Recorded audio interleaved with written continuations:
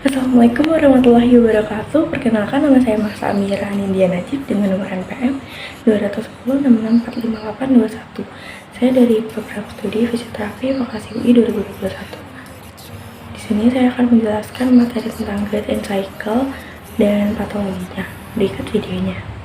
Materi yang pertama yaitu Grade and Cycle yang mendeskripsikan bagaimana kita berjalan dan berlari. Dengan kata lain, bagaimana kita bergerak. Satu Grade Cycle sama dengan satu Heel Strike sampai dengan Heel Strike juga. Grade Cycle meliputi yang pertama ada Stand Pace yaitu saat kaki berada di tanah, 60%-nya yaitu Grade Cycle. Yang kedua ada Swing Pace yaitu saat kaki melangkah maju ke depan dengan 40% Grade Cycle. Selanjutnya ada Stand Pace. Yang pertama ada Double Leg Stand, yaitu sebagian dari kedua lantainya 25% terjadi satu kali selama Gait Cycle. Terjadi antara push off dan toe off pada satu sisi dan antara heel strike dan foot flat pada sisi kontralateral. Yang kedua ada Single Leg Stand, yaitu hanya satu kaki yang menumpu di lantai dan terjadi dua kali selama Gait Cycle. Selanjutnya yaitu instruksi kerja. Yang pertama yaitu memberikan salam, kemudian panggil klien dengan namanya. Kemudian perkenalkan nama dan tanggung jawab fisioterapis. Jelaskan tujuan, prosedur, dan lamanya tindakan pada klien. Berikan kesempatan klien bertanya atau melakukan sesuatu sebelum tindakan. Yang pertama ada initial contact atau heel strike, ini pada stand pace. Dimulai pada saat tumit tungkai terdepan menyentuh lantai. Terangnya lurus di antara dua tungkai, pelvisnya medial rotasi pada sisi inisial kontak, hipnya fleksi 30-49 derajat dan medial rotasi, keninya sedikit fleksi, tibianya lateral rotasi, ankle-nya 0 derajat dengan foot supinasi, hindfootnya eversi. Otot yang terlibatnya otot quadriceps femoris, tibialis anterior, gluteus medius, dan gluteus maximus. Fase yang kedua yaitu loading response atau foot flat. Pada saat telapak kaki tungkai yang sama menyentuh lantai, terangnya lurus dengan stance leg, pelviknya drop sedikit pada samping swing leg dan medial rotasi pada samping yang sama. Hipnya fleksi dan lateral rotasi bergerak ke depan, ankle-nya plantar fleksi, hindfootnya inversi. Otot yang terlibatnya quadriceps femoris, tibialis anterior, gluteus medius, gluteus maximus, adductor magnus, tibialis posterior, dan tensor fascia latae. Fase yang ketiga yaitu mid stance, yaitu telapak kakinya masih menyentuh lantai. Pada fase ini berat badan bertumpu secara keseluruhan pada tungkai yang sama. Terangnya lurus pada stance leg, pelviknya sedikit drop pada sisi swing leg, hipnya maksimal ekstensi 10-15 derajat dengan lateral rotasi, keninya fleksi, forefootnya pronasi, hindfootnya inversi. Otot yang terlibatnya gastrocnemius dan soleus. Fase yang keempat yaitu terminal stance atau heel off. Pada saat tumit terangkat dari lantai, terangnya awalnya lurus dengan tungkai dan bergerak ke stance leg. Pelvisnya awalnya rotasi ke medial sisi swing leg. Hip netral sedikit medial rotasi, keninya ekstensi, tibianya lateral rotasi, ankle-nya plantar fleksi, forefootnya awal kontak dengan lantai kemudian bergerak ke depan. Terus kontak dengan lantai dan forefootnya bergerak dari inversi ke eversi. Otot yang terlibatnya gastrocnemius, soleus, flexor digitorum longus, flexor hallucis longus, tibialis anterior, peroneus longus, dan peroneus brevis. Fase yang kelima yaitu pre-swing, terangnya lurus, pelviknya rotasi ke posterior, hipnya ekstensi dan sedikit medial rotasi, keninya fleksi ke 30-35 derajat, ankle and footnya plantar fleksi, sebab COG anteriornya hip. Fase yang keenam initial swing atau toe off. Pada saat seluruh kaki mulai terangkat dari lantai dan mulai memasuki fase swing, terangnya lurus dengan stance leg, pelviknya medial rotasi atau forward rotasi 5 derajat, hipnya fleksi 30-60 derajat, ankle-nya plantar fleksi sampai ke dorsofleksi, forefootnya continuous supinasi, hindfootnya eversi. Otot yang terlibatnya extensor hallucis longus, flexor hallucis longus, sartorius, iliacus, tibialis anterior. Fase yang ketujuh yaitu mid swing. Pada saat tungkai sudah ke depan dan melewati tubuh, untuk menjaga jarak dengan lantai, tungkainya harus lebih pendek.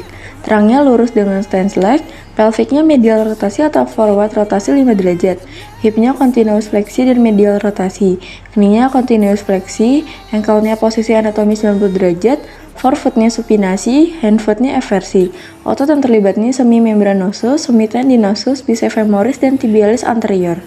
Yang kedelapan ada terminal swing atau deselerasi. Segera sebelum heel strike, saat gerakan tungkai ke depan ditahan dan dikontrol. Terangnya lurus dengan stance leg, pelviknya medial rotasi atau forward rotasi 5 derajat, hipnya fleksi dan medial rotasi, ankle-nya ekstensi maksimal, forefoot-nya supinasi, hindfoot-nya inversi. Otot yang terlibatnya otot quadriceps femoris, semitendinosus, biceps femoris, dan tibialis anterior.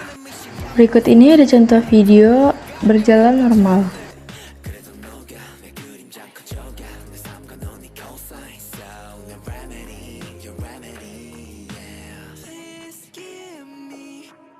Selanjutnya patologi pada gait cycle.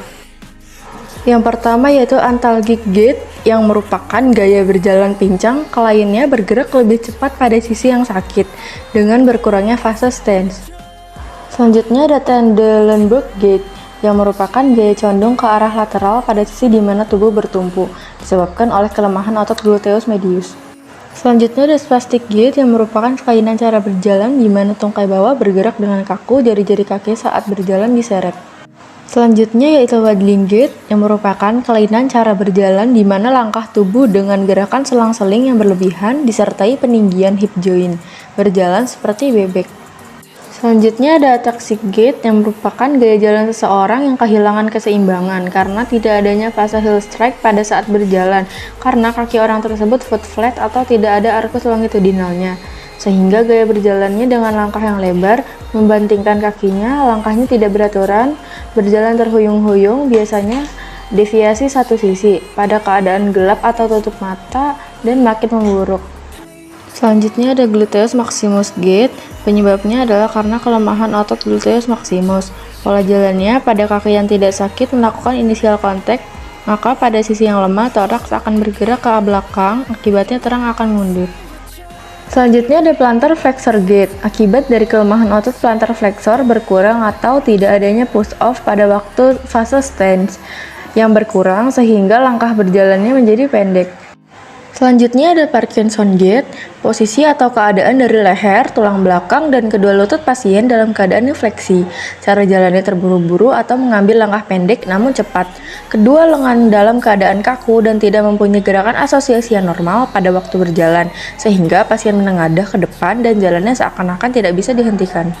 Selanjutnya ada psoatic limb, penyebabnya adalah kelemahan otot psoas major, akibatnya merasakan sakit di hip, gerakannya melebihi terang dan pelvic, sulit dalam melakukan fase swing, tidak bisa melaksanakan fleksi hip, sehingga fase swing jadi sulit dilakukan, akibatnya pola jalan jadi lateral rotasi atau circumduction fleksi, knie dan abduksi hip. Selanjutnya ada kontraktur gait, biasanya patologi terjadi pada hip, knee, dan ankle, penyebab imobilisasi terlalu lama pada sendi itu tersendiri.